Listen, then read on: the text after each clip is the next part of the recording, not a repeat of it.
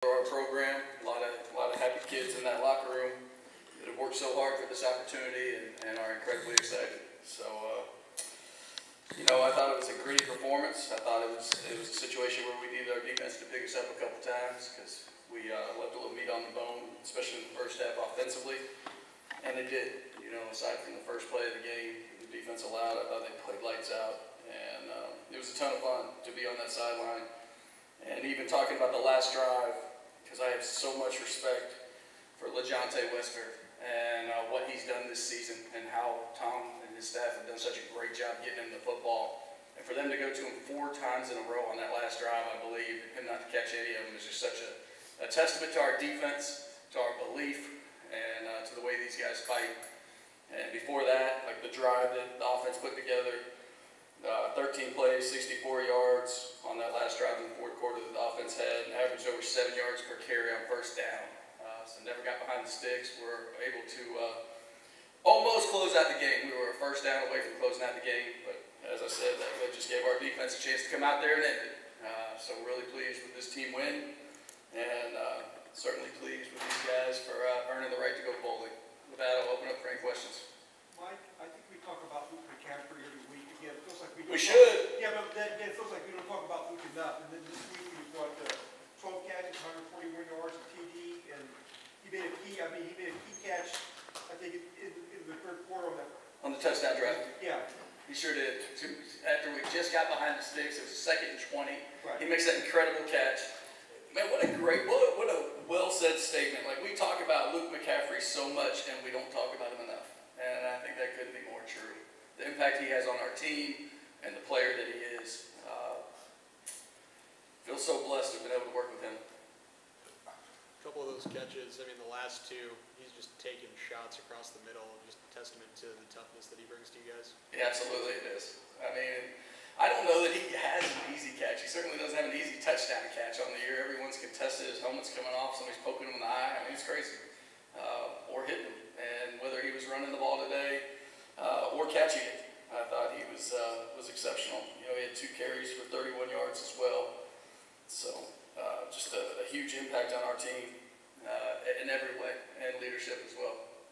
I want to ask you about your quarterback too. You said the past 2 weeks we hadn't seen the best of A.J. Padgett. What do we see today?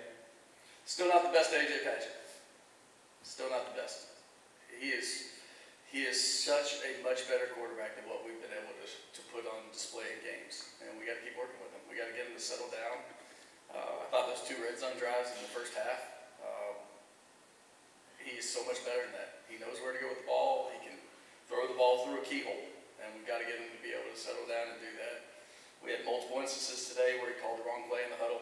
And it's pandemonium. We took a delay game on first down. There's just operational things that he can play so much better. And I'm thankful we got a little bit of time before this next one to get him ready for that. And then what does it kind of say for you to have a game where it feels like you're in more control of the game than you are, but to find a way again when you need it to close out the win and get to 6? Yeah, grit, right? Like, you gotta love it. You gotta love it when these guys fight like that. But it's also the way they're trained. It's also the way they talk. We say we're a player-led football team, and we give them a lot of power. And for them to come through in the clutch that way, I don't know what else we can ask for. I mean, that's so exciting to watch them find a way.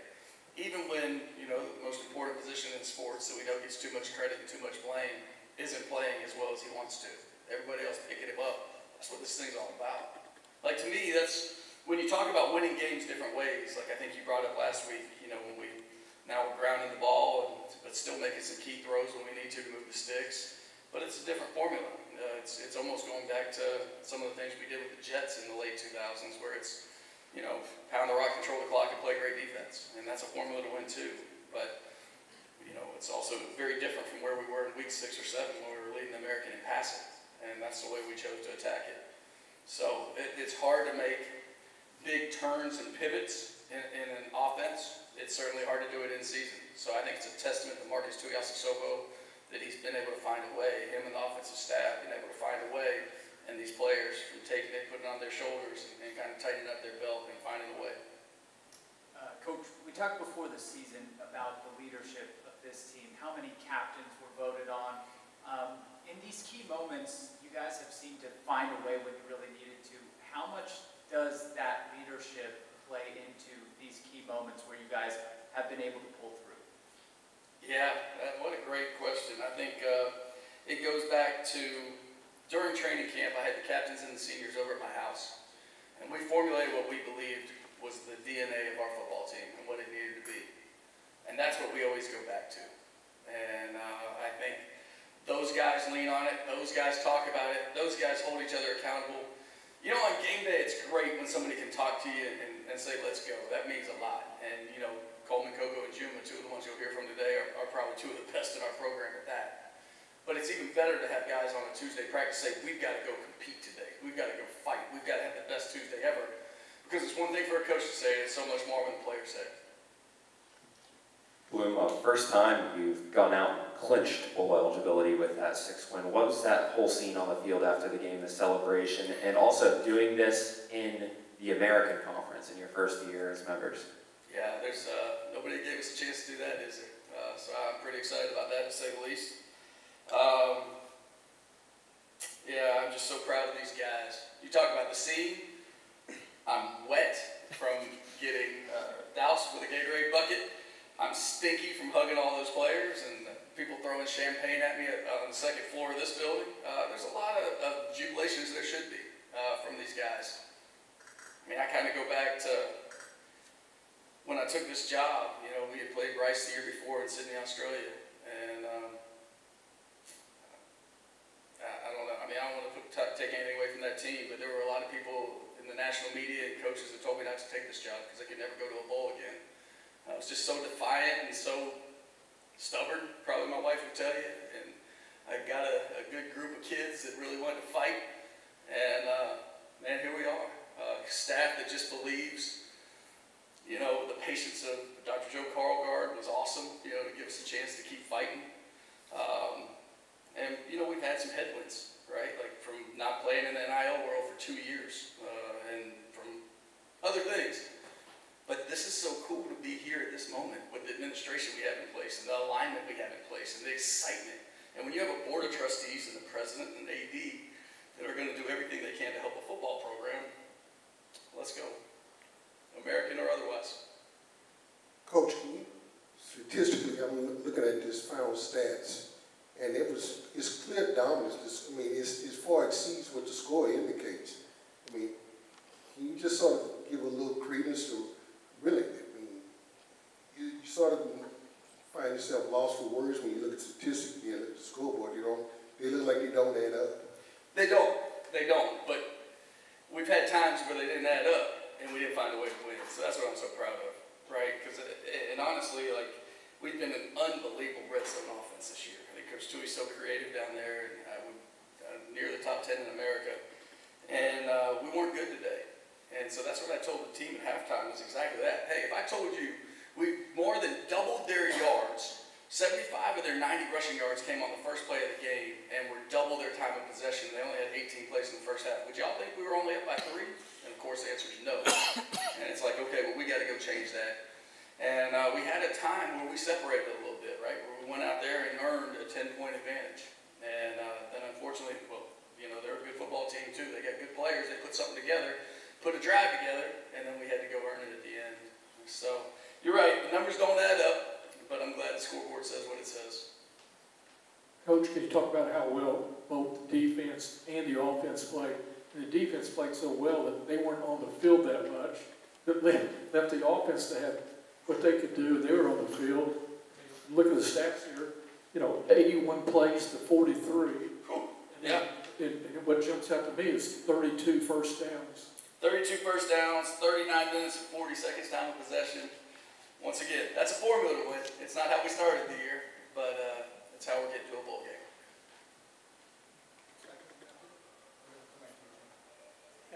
Bloom, you made a comment about when you took this job 6 years ago and how hard it is to win here and how many people told you it was going to be hard to win here. You're the third coach in the history of this program, 100-plus seasons, to go to back-to-back bowl games. What does that mean to you personally? Shoot, that's a tough question, Matt, it makes me really proud of these kids and these coaches. Because again, like, nobody's ever blinked. Like, anybody who's still in this building has just kept fighting for what they believe in, for these kids. And so that's what it's all about. Like, you know, there's a lot of things in this life I probably could have or would have done if I weren't coaching. But I just don't know if I'd get up in the morning. I don't know if anything would get me up like coaching and like these kids do, and like the desire to help a team. And this team has always been worth fighting for me. So it's really cool.